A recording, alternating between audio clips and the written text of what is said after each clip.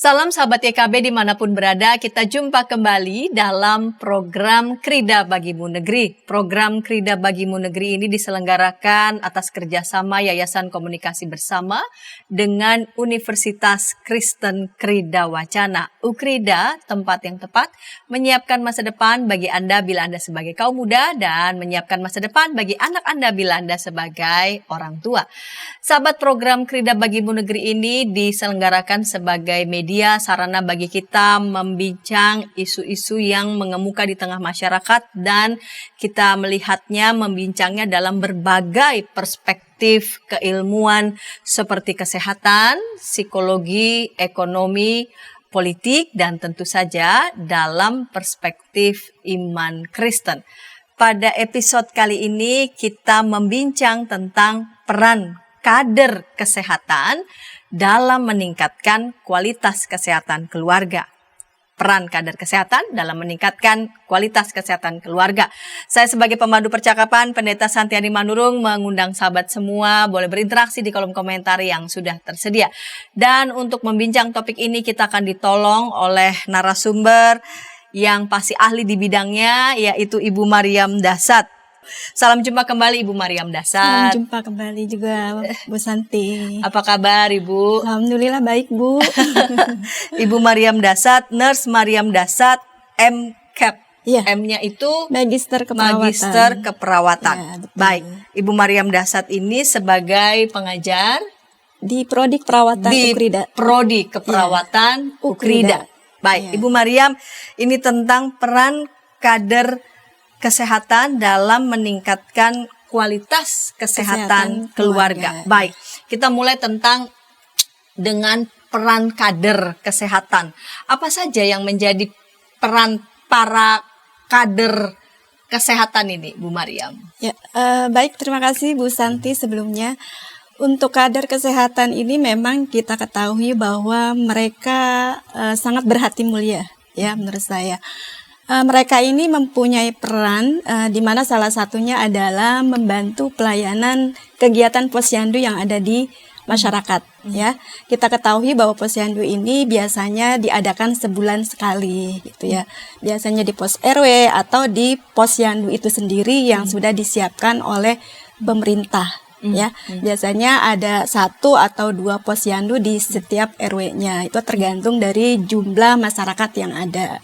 Nah, di posyandu ini memang kader ini sangat berperan penting karena ada 25 keterampilan yang harus dikuasai kader kesehatan. 25 keterampilan. Baik, Ya. Bu Mariam, sebelum kita bicara tentang keterampilan yang harus Ya. mereka miliki, sebenarnya siapa mereka dan latar belakang para kader kesehatan yang memang Ibu Mariam mengatakan peran mereka sangat penting sekali? Ya.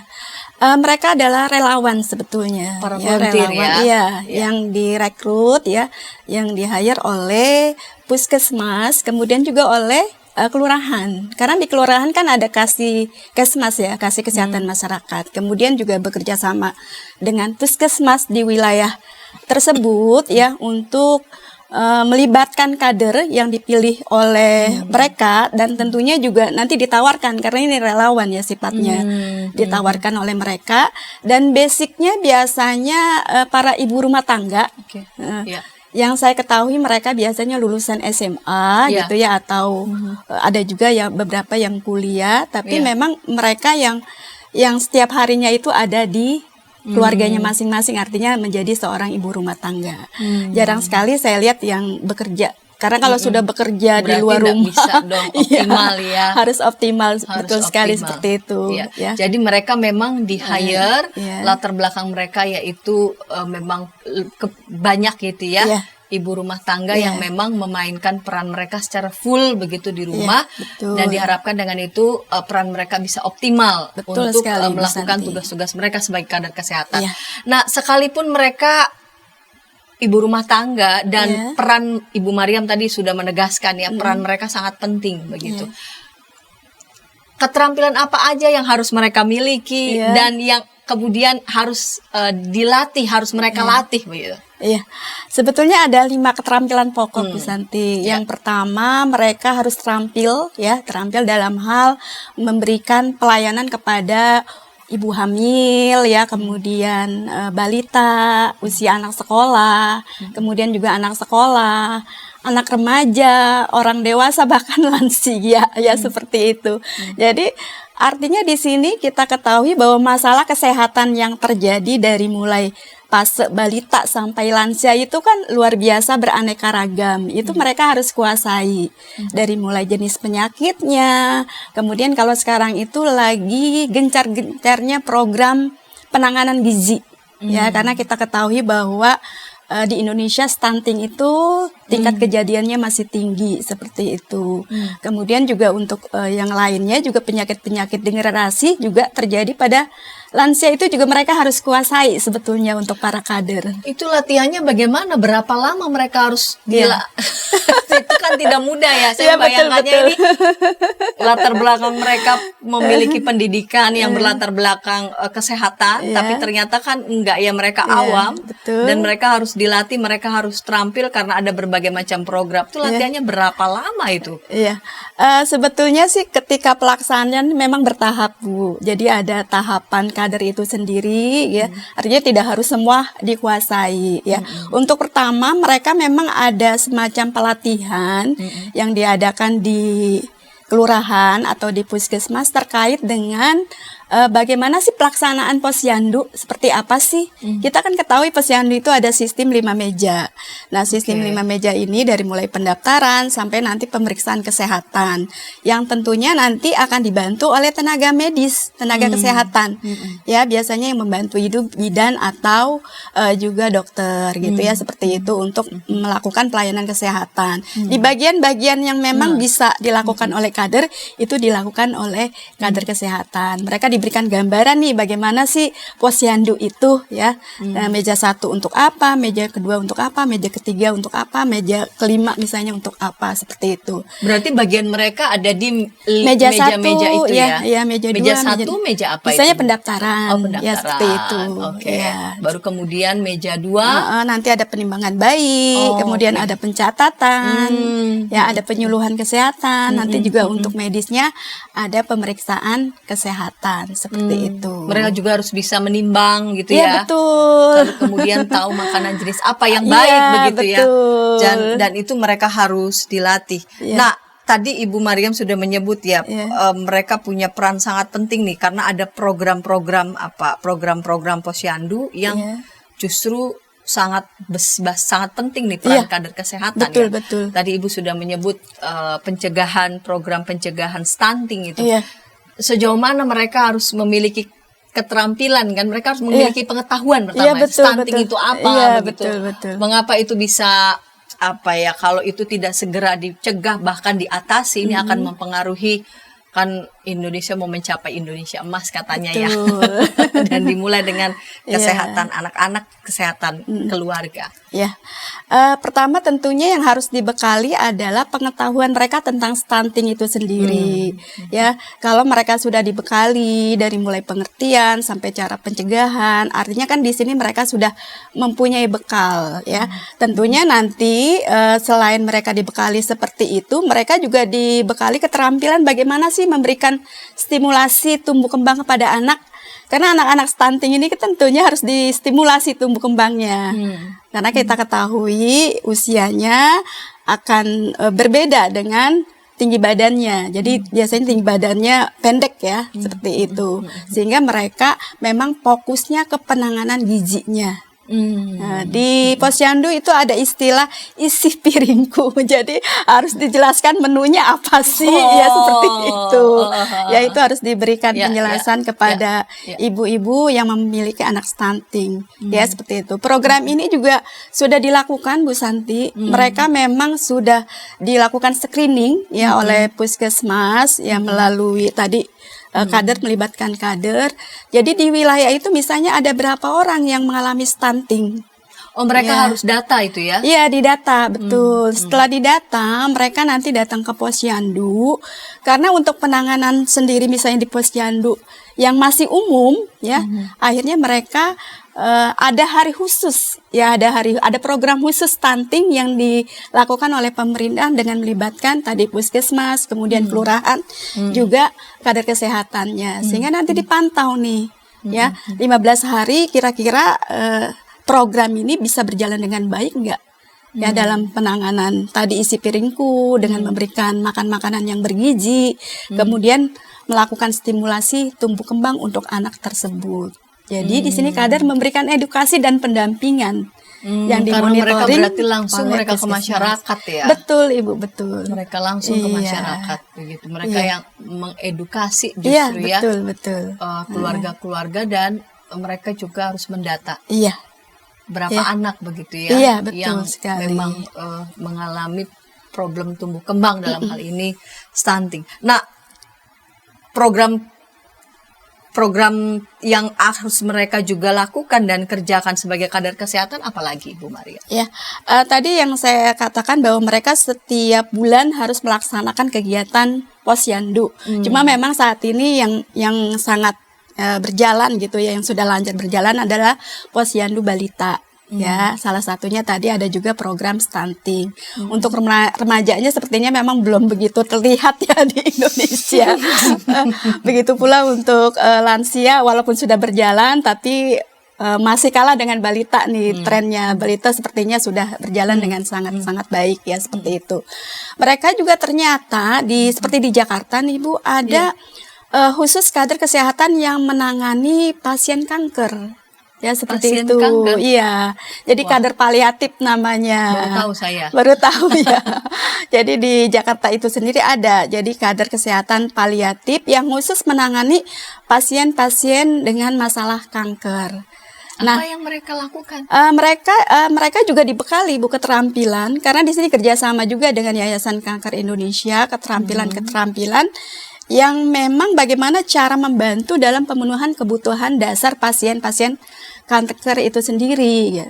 Dengan melibatkan keluarga tentunya. Karena nanti yang mendampingi pasien itu 24 jam kan keluarga. Betul. Sehingga mereka melakukan pendampingan dulu kepada keluarga nih. Mengajarkan misalnya bagaimana cara memandikan yang benar, cara perawatan luka, kemudian cara melakukan latihan pergerakan dan sebagainya. Setelah keluarga dirasakan mampu, nanti keluarga yang harus mengajarkan kepada anggota keluarganya yang mempunyai masalah. Ya, jangan sampai misalnya dengan keterbelakangan mereka sudah tidak mampu melakukan aktivitas sendiri, kemudian jadi putus asa. Kalau mereka misalnya tidak dilakukan pendampingan oleh keluarga, nanti khawatirnya kondisinya makin memburuk ya. Dengan seperti itu kan mereka terus dimotivasi nih bagaimana caranya bisa melakukan kegiatan sehari-hari secara bertahap. Seperti itu Bu Santi. Baik. Jadi selain tadi pelaksanaan program posyandu ya, khusus memang balita, batita, dan juga ada mereka mengedukasi ya keluarga-keluarga supaya mereka tahu makanan-makanan yang sehat secara khusus ketika ada di antara anak mereka ada yang terkena stunting ya. Lalu kemudian ini saya baru tahu juga program paliatif kanker. Iya betul. Ya, ada kader kesehatan yang memang dipersiapkan untuk memiliki pengetahuan mengenai sakit kanker itu seperti apa. Lalu kemudian membekali keluarga dalam merawat mendampingi pasien kanker supaya mereka bisa mendampingi dengan tepat. Kalau begitu para kader ini juga dibekali untuk selalu memberikan laporan dan evaluasi berarti. Betul sekali ya. Jadi memang mereka dituntut untuk melakukan pelaporan ke puskesmas ya di wilayah binaannya masing-masing. Karena kalau misalnya tidak terdokumentasi dengan baik, nanti kita nggak tahu outputnya nih hasilnya seperti apa. Betul. Apakah mengalami peningkatan ya setelah dilakukan pendampingan tentunya dari hasil memang sih ada peningkatan tentunya ya, kepuasan dari keluarga, kemudian juga kualitas dari kesehatan keluarga yang mempunyai masalah kesehatan seperti itu. Betapa penting nih peran kader kesehatan karena mereka langsung ke masyarakat, mereka langsung ya kepada keluarga-keluarga. Walau demikian, pasti juga dalam proses perjalanan di lapangan tidak selalu mulus. Betul sekali, ada saja Bu. kendalanya. Nah, kita mau membincang itu di segmen kedua, namun sebelumnya kita dengarkan pesan-pesan berikut ini.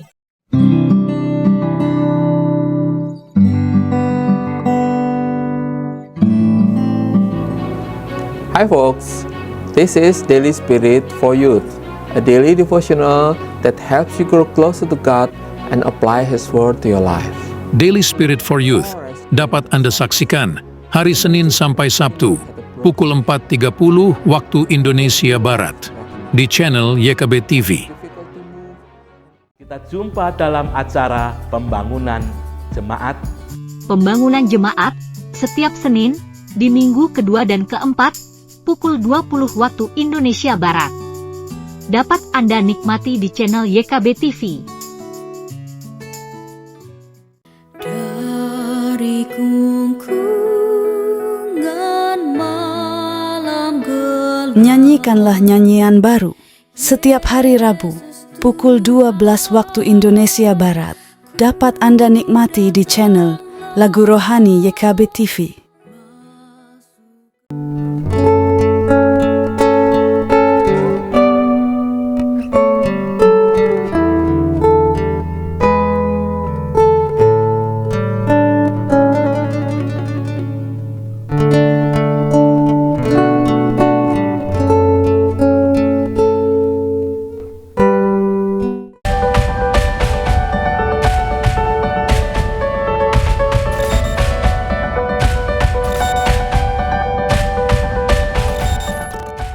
Senang masih bersama dengan kami dalam program Krida Bagimu Negeri. Pada episode kali ini kita membincang tentang peran kader kesehatan dalam meningkatkan kualitas kesehatan keluarga. Kita memasuki segmen yang kedua. Saya sebagai pemandu percakapan Pendeta Santiani Mangnurung mengajak sahabat boleh berinteraksi di kolom komentar yang sudah tersedia. Bersama dengan narasumber Ibu Nurse Mariam Dasat, Magister Keperawatan, mengajar di Ukrida Prodi Keperawatan. Baik, Ibu Mariam Dasat, kita lanjut di segmen yang kedua ini.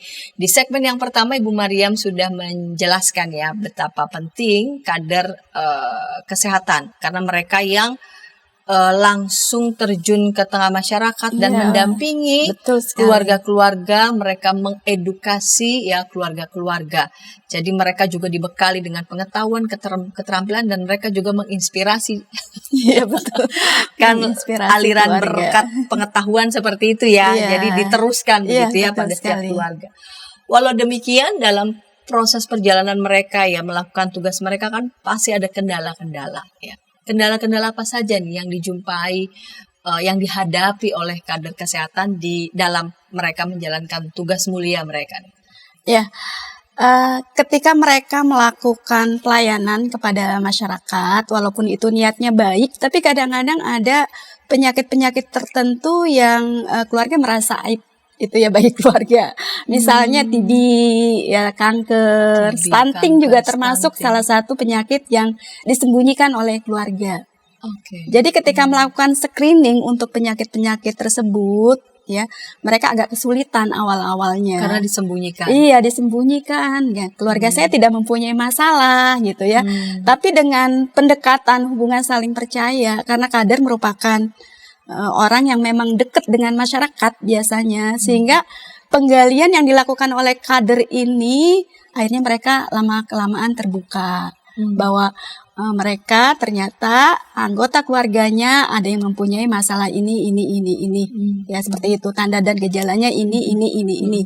Nah, setelah diketahui kemudian dilakukan screening, nanti hasil screeningnya kan akan dilaporkan kepada puskesmas di wilayah setempat ya seperti itu. Itu agak sulit pendekatan awalnya, Bu Santi. Ya, kemudian yang menjadi kendala mereka juga tadi laporan. Laporannya kan luar biasa banyak ya, apalagi misalnya di wilayah-wilayah perkotaan di mana penduduknya itu banyak sekali ya, sehingga untuk pendataan ya jenis penyakit maupun hasil dari screening itu kader kadang-kadang kelelahan karena sekarang input semuanya selain manual, mereka menulis manual, juga ada aplikasi khusus yang menginput ya data-data tersebut. Itu kan iya betul sekali. Jadi selain bagaimana berkomunikasi dengan masyarakat agar mereka terbuka, agar mereka kooperatif, kemudian hasilnya harus diinput. Itu kan butuh waktu, butuh ketenangan, kemudian juga pekerjaannya sebagai ibu rumah tangga juga otomatis terganggu karena harus fokus menginput data-data hasil dari screening tersebut seperti itu. Nah, itu juga sebelum lanjut nih Bu Mariam, tadi Bu Mariam menyebutkan ada keluarga-keluarga yang karena memandang beberapa penyakit tertentu itu sebagai aib seperti TB, kanker, lalu kemudian stunting. bagaimana nih menyiasati, misalkan dalam satu wilayah nih, Ya, ini wilayah ini patut diperhatikan karena menurut catatan kesehatan dari puskesmas dan sekitarnya angka TB-nya tinggi dan sebagainya. Kader yang dipersiapkan juga pastikan dari wilayah itu betul sekali. supaya kenal, supaya setidaknya tidak sampai tidak sama sekali kenal, Iya, kecuali betul, misalkan saya betul. datang ke wilayah mana itu kan Iya. susah sekali pendekatannya. Betul sekali. Berarti memang yang kader kesehatan memang dari wilayah tersebut, Betul. begitu ya. Mm-mm.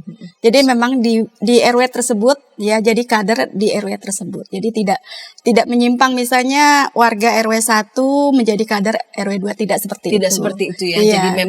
Jadi memang dekat di wilayah tersebut supaya kalaupun begitu ya, ada edukasi-edukasi yang dilakukan, beberapa agak sulit tetapi tidak terlalu sulit, setidaknya minimal di approach, didekati oleh tetangga yang tidak asing begitu Iya, ya. betul sekali, Bu. Dan lalu kemudian bisa juga ditolong oleh entah itu RT, entah itu RW ataupun juga paguyuban yang ada di sekitar situ Betul, ya. betul. Jadi targetnya itu yang menjadi goals-nya itu supaya lebih optimal begitu. Betul sekali. Kadang mereka juga sampai membantu untuk membina trust nih, Bu Santi ya. Iya. Mereka misalnya belum Betul. mempunyai BPJS, itu sampai difasilitasi bagaimana cara membuat BPJS, kemudian bagaimana membuat rujukan, siapa yang harus dihubungi. Oke. Jadi kalau misalnya dari kader sendiri sudah welcome, sangat membantu mereka. Ternyata bukan hanya memberikan edukasi nih, tapi memfasilitasi sampai ke paskesnya. Kemudian dilakukan pendampingan juga, ada yang seperti itu.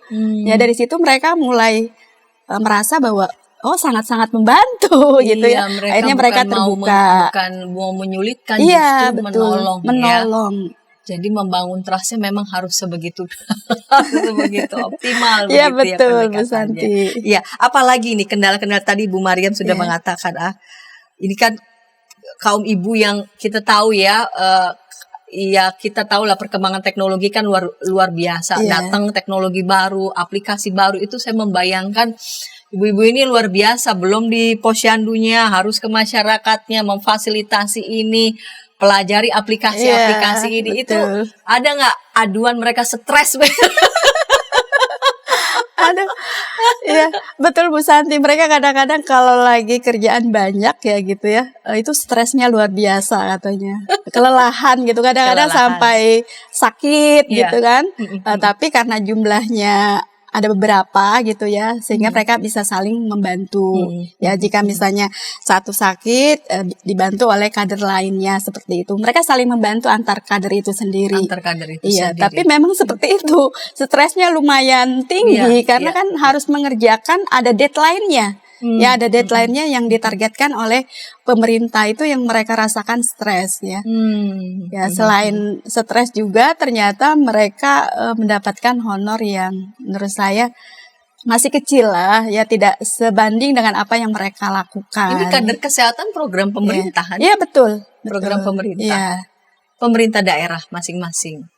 Kalau yang memberikan honor. apresiasi ini sebenarnya ini sih program nasional ya, kalau Program posyandu nasional. ya, kemudian Oke. diserahkan ke daerah masing-masing, dari daerah masing-masing diserahkan ke pemerintah daerah juga. Dalam hal ini tadi ada kelurahan, kemudian juga ada puskesmas. Jadi di wilayah binaan mereka. Tapi ini program nasional. Program nasional betul ya. Iya. Jadi mereka bisa setiap hari atau bagaimana kerjanya mereka kalau honor apresiasinya dengan jam kerja yang ya, kalau jam kerja jelas jam berapa sampai jam berapa. Iya, Lalu betul. kemudian lemburnya terukur. Ini kan kerja volunteer, ini kan kerja yang fleksibel tanpa jamnya, justru malah bisa kapan saja, di mana saja. Iya, itu bagaimana? Apa maksud saya, sejauh mana nih para kader kesehatan juga katakanlah punya akses untuk bisa tolong dong di follow up, dilihat lagi apakah kira-kira honor apresiasi ini memadai buat mereka. Kalau selama ini sih saya berbincang-bincang dengan mereka, sepertinya memang tidak ya. Artinya tidak cukup lah. mereka hanya untuk transportasi misalnya, kemudian juga ya mungkin ketika mereka melakukan pendataan ke rumah gitu ya, datang ke rumah-rumah masyarakat ya ada yang dibelinya semacam snack atau apa gitu ya untuk makan dia sendiri, sebetulnya cukup untuk itu saja sih untuk honor mereka.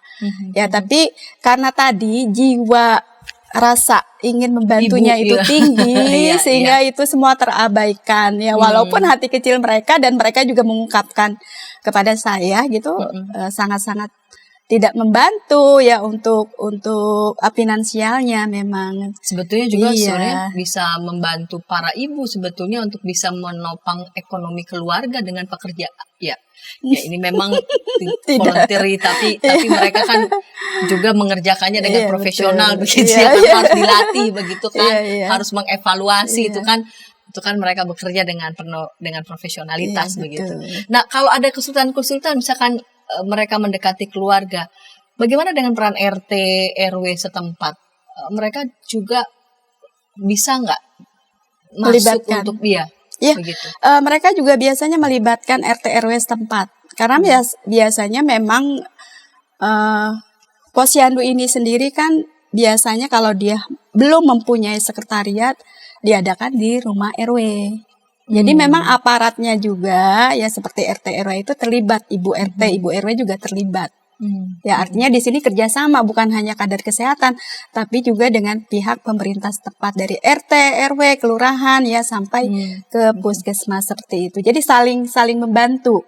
Ya, jika ada masalah, sama tadi kader kesehatan juga misalnya mempunyai masalah tentang stunting nih di wilayah tersebut, di RT tersebut, susah menggali, bisa melibatkan RT-nya. Ya. Atau ibu RT-nya Dan itu wajib dibantu ya, ditolong ya para kader iya, ini betul ya. sekali. Nah, kader ini kan mereka ibu rumah tangga ya, Iya, betul. ada suami, ada anak-anak, ada nggak semacam screening ini? Kalau dikasih izin sama keluarganya boleh, kalau nggak boleh begitu. Itu bagaimana Bu Maria? Atau misalkan dalam perjalanan mungkin Iya. mulai ada yang protes anggota keluarganya gitu. Iya. Betul. Awal-awalnya memang ada yang protes, Bu. Entah itu suaminya atau misalnya anaknya. Kok mama sibuk sekali gitu ya. Berapa sih honor yang didapat ya. Tapi ketika misalnya melihat kontribusi istrinya ke masyarakat begitu tulus, kemudian menolong orang-orang di sekitar dan orang-orang itu berterima kasih, sehingga rasa tadi ya jangan terlalu misalnya aktif di posyandu itu akhirnya hilang begitu saja karena tadi senang juga akhirnya keluarganya kok istri saya misalnya dengan tulus membantu orang-orang yang ada di wilayahnya walaupun honornya kecil gitu. Jadi di hati sendiri, di hati nurani para tadi ya anak atau suami mulai terbuka juga Bu, bahwa memang intinya kepuasan itu tidak hanya dinilai dengan uang ya, tapi kepuasan hati batin. Kepuasan hati bisa membantu orang lain. Bisa membantu orang lain, apalagi melihat yang dibantu itu mengucapkan terima kasih, betul. Lalu kemudian menjadi ditolong, begitu itu jadi kepuasan tersendiri ya. Betul sekali. Buat suami dan juga anak-anak mereka, begitu. Jadi seperti ada kelelahan, lalu kemudian cukup stressful menjalankan tugasnya, lalu kemudian ada kendala keluarga yang enggan melakukan screening, tetapi peran RT RW ya, ibu RT-nya, ibu RW-nya itu harus juga berperan serta secara aktif supaya apa yang menjadi tujuan dari program nasional ini juga bisa tercapai. Sebab kan siapa juga yang mau di wilayahnya ada yang rentan nih, stunting, TB. Waduh, ini kan sedih sekali begitu ya. Betul. Belum lagi program-program nasional lain, katakanlah untuk kesehatan remaja, begitu ya. Lansia, kita menginginkan warga masyarakat di sekitar kita itu menjadi warga masyarakat yang sehat. Dan para kader kesehatan ini punya peran yang sangat penting. Baik, kita akan membincang mengenai apa saja sih kepuasan? Tadi kan ada kendala ya. Tadi Bu Mariam sudah sedikit menyampaikan, honor kecil tetapi itu bisa tergantikan dengan dengan hati begitu Iya. yang terharu, yang penuh syukur melihat mereka bisa menolong, mereka bisa membantu warga masyarakat. Nah, kepuasan-kepuasan apa lagi nih yang bisa dirasakan oleh kader kesehatan? Kita akan ulas itu di segmen ketiga, namun sebelumnya kita dengarkan pesan-pesan berikut ini.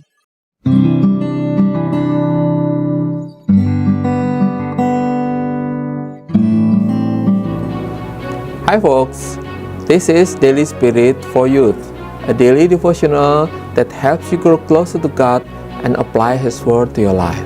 Daily Spirit for Youth dapat Anda saksikan hari Senin sampai Sabtu pukul 4.30 waktu Indonesia Barat di channel YKB TV. Kita jumpa dalam acara pembangunan jemaat. Pembangunan jemaat setiap Senin di minggu kedua dan keempat pukul 20 waktu Indonesia Barat. Dapat Anda nikmati di channel YKB TV. Dari kungkungan malam gelap. Nyanyikanlah nyanyian baru setiap hari Rabu pukul 12 waktu Indonesia Barat.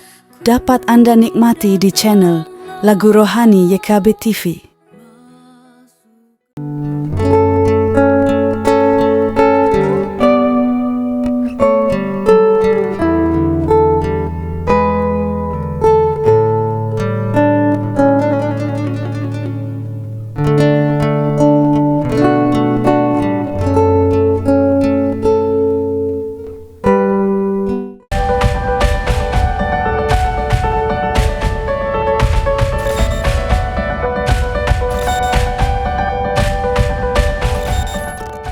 Sahabat, senang masih bersama dengan kami dalam program Krida Bagimu Negeri. Pada episode kali ini kita mengulas tentang peran kader kesehatan dalam meningkatkan kualitas kesehatan keluarga bersama dengan narasumber Ibu Mariam Dasat, Nurse Mariam Dasat, Magister Keperawatan. Baik Bu Mariam, kita tiba di segmen ketiga ini, segmen penutup ya. Sekalipun ada kendala, tapi juga ada kepuasan-kepuasan yang dialami oleh, yang dirasakan ya oleh para kader kesehatan. Apa saja ini yang menjadi kepuasan mereka nih sebagai kader-kader kesehatan? Ya, mereka sih mengungkapkan, karena ini juga saya langsung wawancara kepada para kadernya. Mereka merasa bahagia ya dengan apa yang sudah mereka lakukan. Kemudian masyarakat merasa terbantu, ya merasa terbantu. Akhirnya mereka ternyata kerja keras saya selama ini ada manfaatnya ya buat masyarakat. Entah misalnya ketika masyarakat itu datang ke posyandu, kemudian memberikan data-data terkait dengan misalnya stunting. Ternyata misalnya hasil penimbangan berat badannya ada peningkatan. Ya, kemudian juga tinggi badannya ada peningkatan gitu, sedikit walaupun sedikit. Kemudian kan keluarga mengapresiasi. Berterima kasih kepada kader sudah membantu, misalnya kader itu merasakan suatu kebahagiaan ya, kepuasan tersendiri bisa menolong kepada masyarakat yang memang butuh bantuan seperti itu. Dan kepuasan ini sendiri juga mereka rasakan ketika mereka bertemu dengan teman-teman sesama kader. Karena kalau sendiri nggak mungkin ya Bu, atau berdua nggak mungkin, biasanya jumlahnya lumayan banyak. Itu mereka mendapatkan teman, mendapatkan ilmu baru dari nakes-nakes yang ada, karena kerjasama tadi dengan puskesmas dan juga dengan kasih kesmas yang ada di kelurahan. Mereka merasa bahwa oh sekarang jejaring saya tambah loh, gitu ya. Bukan hanya keren ya. Bukan hanya kepada ibu-ibu, tapi teman saya perawat, dokter, bidan gitu, Pak Lurah gitu ya, kasih kesmas. Sehingga ketika mereka ingin membantu dalam hal administrasi, mengurus BPJS gitu, mengurus KTP sampai gitu Bu, mereka bisa memfasilitasi. Akhirnya karena punya link, mereka bisa membantu. Benefit itu. Iya, betul Itu sekali. benefit, betul. Akhirnya mereka bisa manfaatkan itu untuk membantu masyarakat selain tadi terkait dengan masalah kesehatan. Karena kan untuk BPJS ini perlu administrasi tadi ya. Kalau orang nggak tahu apa-apa kan bingung mau kemana. Tapi dengan adanya kader ini mereka bisa membantu. Nah, kalau mereka bisa membantu dari segi kesehatannya, dari segi administrasinya, keluarga merasa puas dan mereka pun merasa bahagia karena bisa membantu keluarga tersebut sampai akhirnya membantu merujuk ke rumah sakit seperti itu. Jadi kepuasan tuh gak selalu lewat honor, Iya, begitu betul ya, sekali. uang. Tapi tadi ya Ibu memberikan catatan itu, tambah link. Iya, betul. Kita ini di zaman ini kalau nggak berlink, berjejaring nih, Iya. aduh, Betul, Ibu, betul. mandek gitu ya. Iya. Jadi kalau ada masyarakat begitu yang perlu ditolong, Iya. oh kita punya link nih, kita berjejaring dengan Iya. ini, kita berjejaring dengan ini. Betul sekali. Coba minta tolong mereka supaya bisa mungkin support begitu Iya, ya. betul, betul. Jadi benefit itu nggak selalu soal uang ya. Iya, betul sekali. Kadang-kadang mereka juga berdiskusi dengan tenaga kesehatan yang ada. Ini seharusnya seperti ini loh, Bu. Paskes yang terdekat ini misalnya dalam sebuah keluarga itu berdiskusi bahwa paskes yang akan digunakan untuk rujukan adalah paskes A. Sedangkan kita misalnya mengajukan sebagai kader, kemudian juga tadi hasil dari masukan puskesmas harus paskes B karena bla bla bla bla dengan alasan tertentu ya seperti itu. Karena tadi disupport, dikasih masukan oleh nakes, kemudian nanti difasilitasi ke kader, kader juga menjelaskan, akhirnya keluarga itu menuruti apa yang diinginkan oleh nakes tadi dan oleh kader tadi karena memang tentunya dari segi jarak lebih dekat, dari segi fasilitas misalnya lebih lengkap seperti itu. Itu juga sangat-sangat membantu keluarga karena mereka kan nggak tahu nih mana kualitas rumah sakit yang sesuai dengan penyakit yang dialami oleh keluarga tersebut. Sampai sejauh itu. Sampai sejauh itu. Iya. Nah, peran kader kesehatan ini kan peran merawat mereka berarti ya. Mereka ikut serta dalam melakukan pendampingan. melakukan pendampingan. Kepada keluarga-keluarga dan Iya. ini kan menolong betul pemerintah betulnya Betul, ya. betul sekali. Menolong sekali gitu. Pemerintah ini sejauh mana dukungan penuh ya dari tenaga nakes dalam hal ini Ukrida juga ya di prodi keperawatan Iya. atau mungkin juga di prodi kesehatan lainnya Iya. kepada mereka agar program nasional ini bisa berjalan optimal. Ya, kalau di Prodi Perawatan Ukrida sendiri itu memang sudah bekerja sama dengan Yayasan Kanker Indonesia. Jadi kita dosen-dosen Ukrida nih yang di Prodi Keperawatan ikut membantu dalam melakukan pendampingan kepada kader-kader kesehatan yang ada di wilayah Jakarta melalui pelatihan-pelatihan.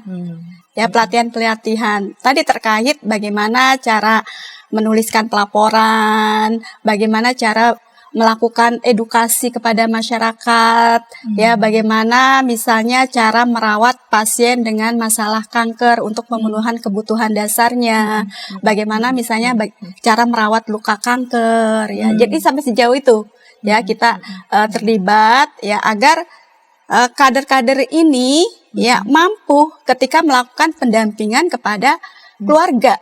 Ya, bukan hanya tadi menjelaskan apa itu kanker, tapi juga melakukan screening, pelaporan, sampai membantu dalam pemenuhan kebutuhan dasar.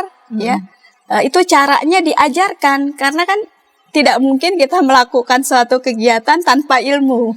Oke. Ya, jadi ada nggak ilmu yang cukup satu diajarkan. kali pelatihannya. Betul sekali. Jadi memang Yayasan Kanker Indonesia ini setiap tahun mengadakan, selalu bertahap, berjenjang gitu ya. Berjenjang. Untuk Iya. yang lainnya seperti untuk penanganan stunting atau TB, ada pelatihan berkala nggak? Atau mungkin satu kali begitu rekrutmen, pelatihan sekian hari atau sekian pekan selesai gitu? Kalau itu diadakan di puskesmas, Oh, ya. oke. Di puskesmas memang mereka mempunyai program pelatihan-pelatihan khusus untuk kader-kader mereka, ya terkait dengan stunting, terkait dengan TB, atau terkait dengan penyakit-penyakit yang memang harus segera ditangani nih. Tapi yang sedang menjadi masalah nasional kan sekarang stunting ya, Bu. Betul. Itu yang saya rasa di mana-mana sedang ramai sekali masalah stunting itu, sampai kita juga Prodi Perawatan membantu Indonesian Care juga. Indonesian Care itu juga program membantu masyarakat, hampir sama dengan Posyandu. Kegiatan-kegiatan kemasyarakatan salah satunya adalah penanganan stunting. Kerjasama dengan puskesmas juga. Kerjasama dengan Iya, betul. dengan puskesmas. Iya. Nah, ini kader kesehatan ada nggak masa periode kerja? Ada nggak, Bu? Periode kerjanya Kalau para sampai kader saat ini sih selagi mereka mampu gitu ya, kemudian atau batas usia dan dulu pertama begitu, Kalau batas usia batas usia minimal gitu. minimal gitu ya. Kalau untuk saat ini sih mereka memang yang menjadi kader-kader kesehatan adalah usia-usia produktif. Ya artinya bukan mereka yang maaf ya, sudah lansia. Tapi ada Bu lansia masih tetap jadi kader kesehatan. Tapi Oke. untuk Posbindu ya, Pos apa? Posbindu itu posyandu lansia. Oke. Iya, mantap. itu memang mereka ada juga yang memang sudah lansia, usianya di atas 60 atau 60 tahun, Iya. itu menjadi kader. Oh, Itu iya, saya betul. temui di Iya. salah satu posyandu di wilayah Meruya Utara. Saya ngobrol usianya sudah 60 tahun, jadi kader itu bahagia sekali. Karena katanya saya bisa membantu keluarga untuk hidup sehat, kemudian anggota keluarga ini harus bisa mengajak anggota keluarga lain untuk hidup sehat katanya. Jadi saya semangat katanya. Kalau seperti itu kan artinya saya mengajak orang untuk hidup sehat. Sudah lansia, berarti sayanya Bu harus sehat. Itu yang saya temui Bu. Jadi justru dia Iya. termotivasi untuk bagaimana mungkin saya mengajak keluarga hidup sehat Iya. kalau saya sendiri sebagai kader enggak merawat ya Diri sendiri, betul. supaya bisa sehat gitu, Iya. termaintain Iya, begitu ya betul, kesehatan betul. mereka begitu. Iya. Jadi memang batas minimal usia tadi ada sekitar 20-an atau Tidak, rata-rata sih mereka memang sudah ibu rumah tangga ya. Artinya memang mereka yang menjadi kader kesehatan ini adalah orang-orang yang sudah menikah. Walaupun tadi ada beberapa yang lansia, yang memang mereka juga ya melayani para lansia untuk melakukan pemeriksaan kesehatan ya, Iya, pendampingan kepada tadi nakes yang ada ya. Tapi rata-rata usia produktif. Ya, seperti itu. Itu saya membayangkan bahagia mereka ya, karena salah satu kebahagiaan kita juga kan kita bisa memberi arti buat orang lain. Betul ya. sekali. Kita bisa memberi arti. Iya. Itu kebayang kalau bukan ya maksud pekerjaan sebagai ibu sehari-hari di rumah itu kan itu juga kan luar biasa padat ya. Iya. Tetapi alangkah lebih berbahagianya lagi mereka bahwa kemampuan mereka, skill mereka, kompetensi mereka bisa mereka salurkan ke yang lebih luas begitu. Iya, betul. Jadi tidak mandek Iya, di dalam satu ruangan, dalam satu betul. area domestik itu Iya, saja iya. begitu ya. Tapi justru ketika mereka dilatih, ketika mereka belajar, ketika mereka ketemu orang kan, Iya, betul. mereka harus melatih soft skill mereka untuk bicara begitu Iya. ya, untuk melakukan pendekatan Iya. begitu ya, belum lagi dengan tenaga-tenaga nakes atau mungkin juga dengan dokter, mereka harus bisa melatih kepercayaan diri Betul mereka. sekali. Itu saya membayangkan ketika ibu-ibu ini pulang dapat hadiah banyak banget itu maksudnya. Hadiah ilmu ya. Iya, buat suami dan juga anak-anak Anak-anaknya, mereka betul begitu ya. sekali. Dan kalau ada yang membutuhkan tadi ya informasi tentang bagaimana nih terkait Vaskes, BPJS, ibu-ibu ini bisa membantu, bahkan punya link. Betul sekali. Ke RT RW-nya, ke Dukcapil gitu ya, ke puskesmas sampai ke kelurahan mereka punya link. Jadi ini pemberdayaan buat para ibu. betul sekali, pemberdayaan masyarakat dan Pemberdayaan keluarga. masyarakat, mereka justru diberdayakan Betul begitu ya, mereka sekali. memiliki pengetahuan, mereka dilengkapi keterampilan begitu dan berani tampil Betul. begitu ya, dan justru membawa ilmu itu juga kembali ke rumah begitu ya untuk suami dan juga anak mereka. Nah, kita sudah tiba di menit-menit akhir segmen ketiga ini. Iya. Bu Maria, mari nih adakah apa ya selain mungkin juga bisa disampaikan resum singkat tentang apa yang kita percakapkan, tapi juga pesan ini yang menguatkan, menginspirasi para kader kesehatan dimanapun berada. Mari silakan Bu Maria. Terima kasih Bu Santi untuk para kader kesehatan di seluruh Indonesia. Saya mengucapkan banyak terima kasih atas kerjanya selama ini, semangatnya, ketulusannya, kemudian juga loyalitasnya ya dalam membantu masyarakat. Sehingga sehingga kualitas kesehatan keluarga dapat ditingkatkan. Terima kasih Bu Mariam Dasat untuk kesediaan Sama-sama, berbagi Bu bersama Santi. dengan saya juga ya dan kita semua berkaitan dengan topik peran kader kesehatan dalam meningkatkan kualitas kesehatan keluarga. Saya membaca Injil Matius pasal 11 ayat 28 sampai 29. Marilah kepadaku semua yang letih lesu dan berbeban berat, aku akan memberi kelegaan kepadamu. Pikulah kuk yang kupasang dan belajarlah padaku, karena aku lemah lembut dan rendah hati, dan jiwamu akan mendapat ketenangan. Dimanapun sahabat saat ini mungkin sedang bergumul dalam kesehatan, anggota keluarga, terlebih lagi anak-anak dalam tumbuh kembangnya, tetaplah kuat di dalam Tuhan. Dan untuk para sahabat yang saat ini berdaya nih sebagai kader-kader kesehatan, ketika di lapangan menjumpai berbagai macam kesulitan, jangan lekas menyerah. Firman Tuhan mengatakan, pikulah kuk yang kupasang dan belajarlah padaku, karena aku lemah lembut dan rendah hati, dan jiwamu akan mendapat ketenangan. Kita akan jumpa di pekan yang akan datang dengan topik-topik menarik lainnya dalam program Krida Bagimu Negeri. Sampai jumpa.